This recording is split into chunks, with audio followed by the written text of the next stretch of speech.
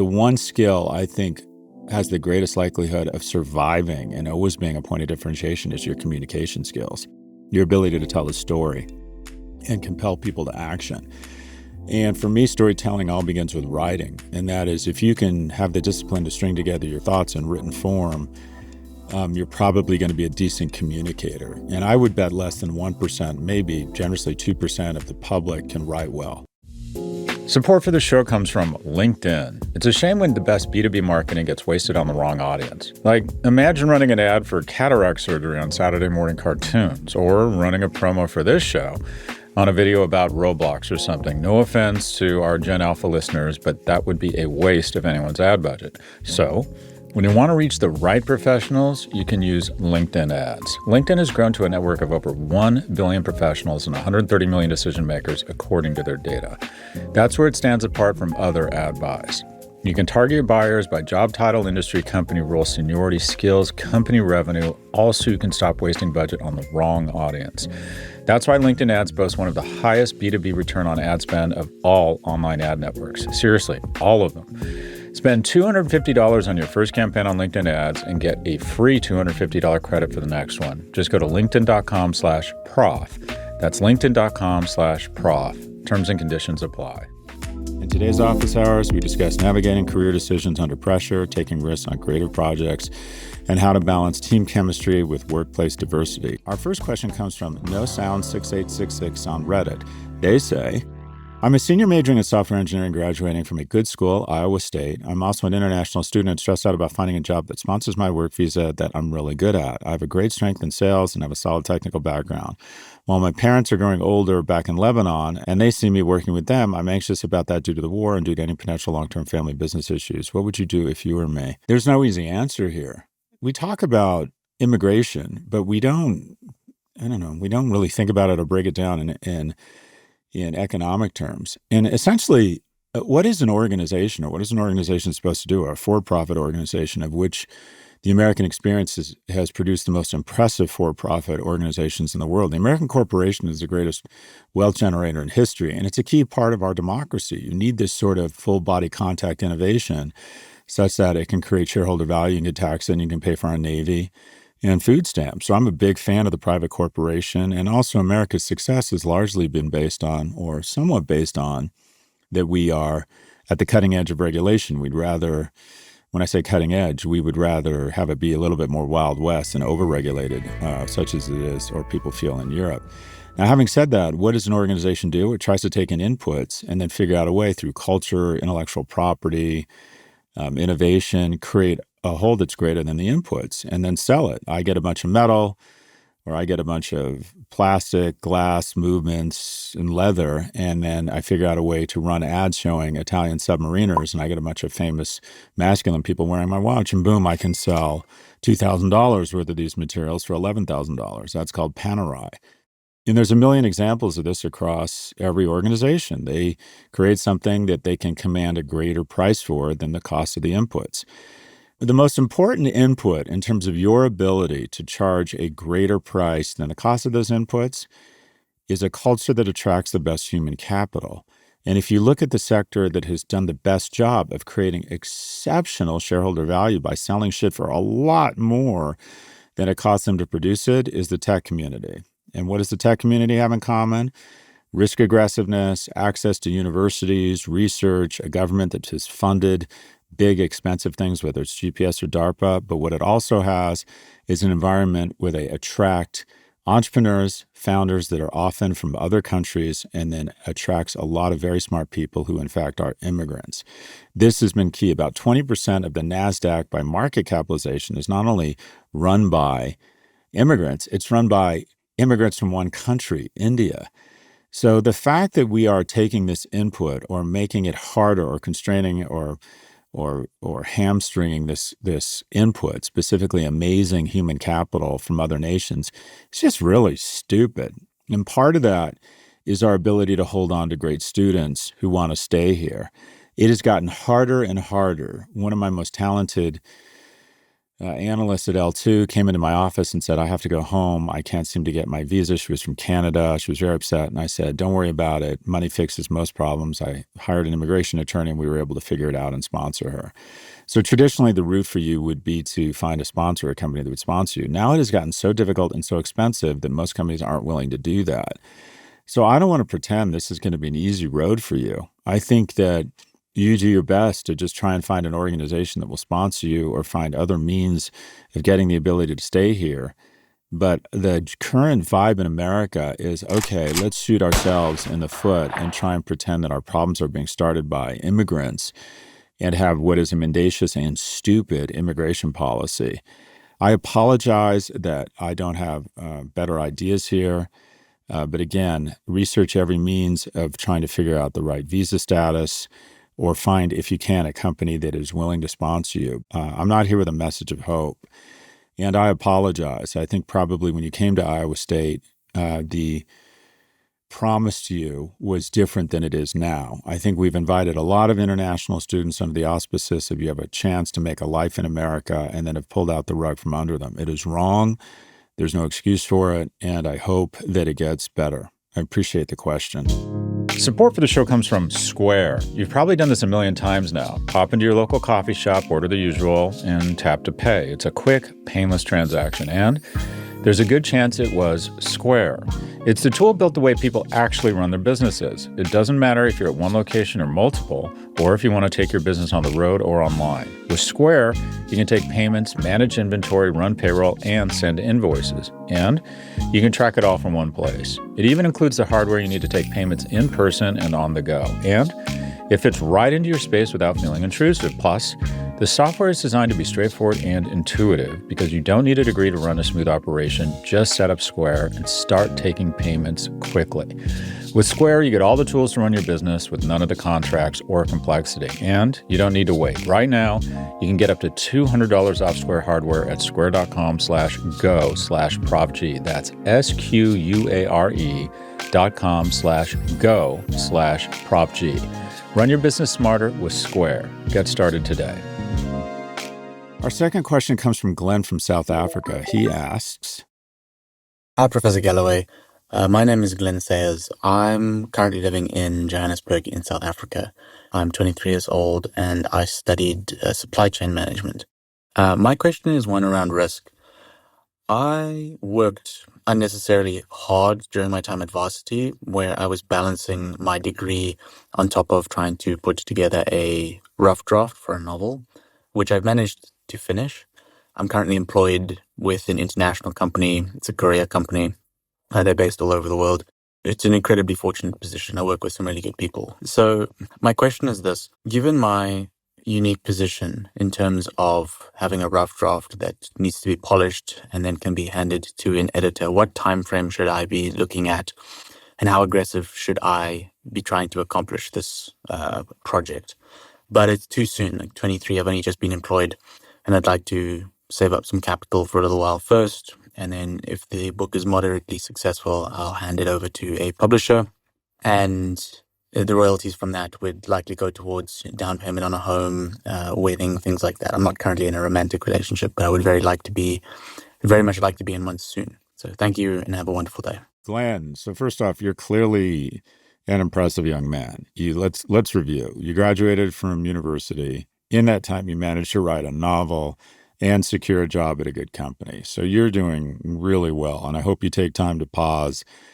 And you said you worked unnecessarily hard. Okay, it sounds like you did well at university, or well enough to get a good job, and you managed to write a novel. So that hard work and some of the sacrifice that came along with that hard work has paid off so far.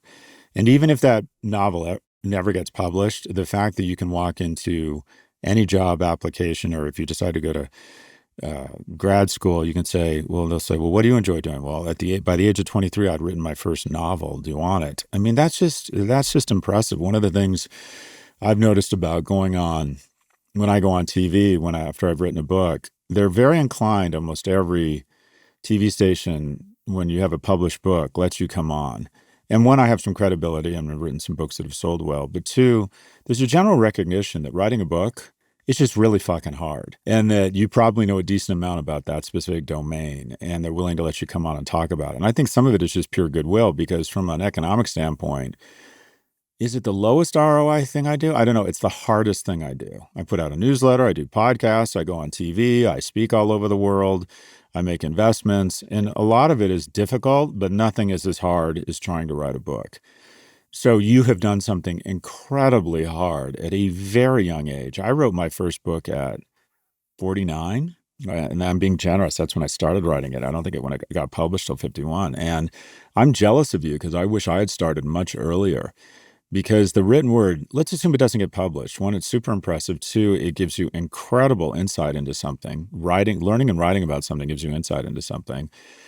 And also, it's going to make you better at everything you do, specifically communicating. The one skill I think has the greatest likelihood of surviving and always being a point of differentiation is your communication skills, your ability to tell a story and compel people to action. And for me, storytelling all begins with writing. And that is, if you can have the discipline to string together your thoughts in written form, you're probably going to be a decent communicator. And I would bet less than 1%, maybe generously 2% of the public can write well. One of the first things I did as a consultant was I started writing the speeches and doing the board decks and memos for CEOs who would hire me as a consultant. I would say, do you want me to take a stab at it? And they say, please. Because at that point, maybe it's changed. In the 90s, I would say a good 80% of CEOs couldn't write their way out of a paper bag. This is a big accomplishment. Now, in terms of when, if and when, it sounds like you're thinking of when I should focus more on my writing, if even contemplate leaving your corporation. I would not do that. I don't see any reason. If you're able to produce a book while you're at university, you should be able to continue to edit, draft a second one, write a book proposal, call on agents while you have a job. And it's very easy for people to tell others to chase their dreams when they don't have to pay your rent. And I have said often that people telling you to follow your passion are already rich.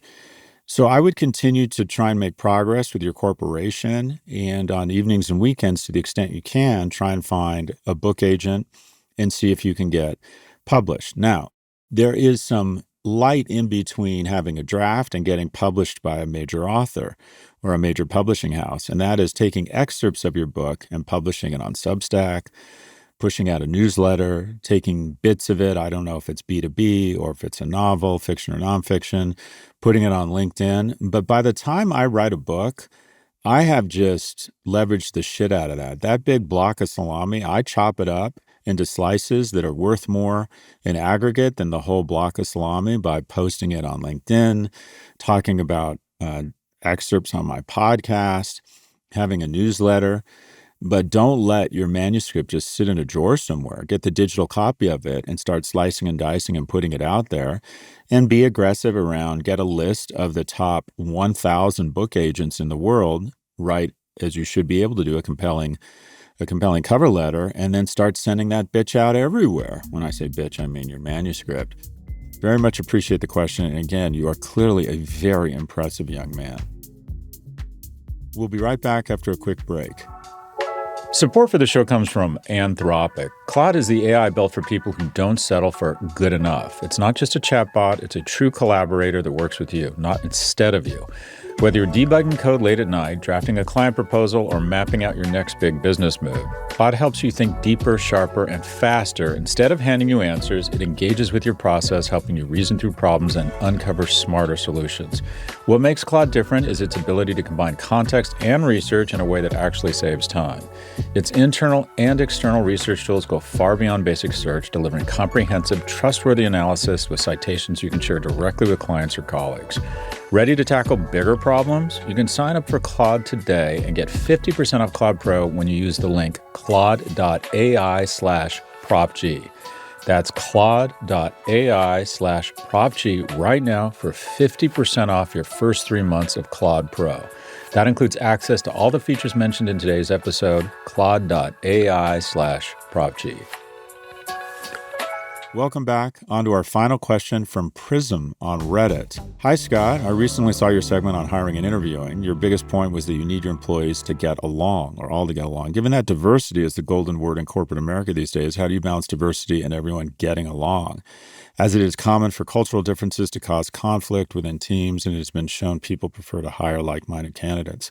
I've always more accidentally had pretty diverse teams. And some of that was because I was building companies in San Francisco. I can take some credit for in the 90s, I recognized that if you gave women with young kids at home some flexibility, you had access to this incredible untapped talent pool. The 90s, they weren't giving people 6 months off for maternity leave and then figuring out there wasn't remote work. As far as diversity around ethnic backgrounds, living in cities, you just get a lot of applicants from different backgrounds. But I never had affirmative action in the sense that I never thought, we need to hire a Latino, or we need more gay people or more people from low-income backgrounds. Almost everyone who works for me is young and went to an elite college. So I would argue that to a certain extent, that represents a lack of diversity that's more dangerous than a lack of diversity across ethnic groups. I think that the problems have not been solved, but they've gotten a lot better. There are now more women in full-time employment in the U.S., which is a wonderful thing.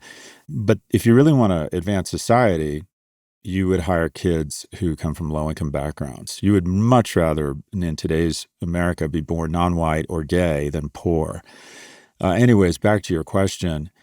That's never really been an issue. We try to let everybody, or almost everybody, interview the candidate. We've been pretty good at screening out, which is Latin for firing, assholes, or people who other people are starting to resent. I've had people that are outstanding that I've worked with for a long time at other companies, and they come in and they're just not a cultural fit, and we move them on. We've had other people who are very good with senior management, but it's clear the team doesn't like them and they feel that they're not working as hard, and we screen those people out. What we do to help people get along is that I spend a lot of money and time and effort, especially in a world of remote work, thinking about fun things for them to do together. My first company, Profit, I used to take the entire firm to Cabo, the entire firm, no spouses, bunch of young people in Cabo San Lucas. They have my credit card, do whatever they want. And also I used to tell senior management at 11 p.m. we go home. That way they can just go fucking crazy and have a great time. And they did go crazy, including what I found out later were some late night jail visits. Anyways, we take the kids out at Prof G Media. We have about 20 people now on a regular basis. We encourage them to take vacations together and do things together, which we sponsor and pay for. And it creates a certain level of camaraderie and an esprit de corps that I think is really bonding. And it's the right thing to do. It's nice. It's compensation. If you give somebody a trip worth $5,000, that is psychologically much more creative than paying them another $5,000. They just love it. They brag about it to their friends. It also is a smart thing to do from a retention standpoint, and that is the number one source of retention in a company isn't compensation, although that's very important, or the culture. It's whether or not the person has a good friend at that job. When you walk into your work and you have a good friend, those hormones release and you just feel really good, and you go grab coffee with that friend or you catch up with them. So trying to get an environment where people can establish friendships at work, I think is really important. And we send the kids at Prof G on vacation at least twice a year, maybe 3 times a year, or I'll take them with me to a great conference, and they love going away together. And even though they may not have a ton in common in terms of their backgrounds, but it creates a certain camaraderie. I also, in a world of remote work, pay for a fairly nice co-working space. And what's interesting is that the young people are the ones that show up to the co-working space. It's me and Catherine that engage in remote work. Create an environment that makes it easy for people to establish friendships. And in terms of diversity moving forward, I think anyone who has hiring responsibility has an obligation to try and reach into communities that aren't as economically blessed, which is now the primary arbiter of opportunity or lack thereof in the United States. Appreciate your question. That's all for this episode. If you'd like to submit a question, please email a voice recording to officehours@profgmedia.com. Again, that's officehours@profgmedia.com. Or if you prefer to ask on Reddit, just post your question on the Scott Galloway subreddit, and we just might feature it in an upcoming episode.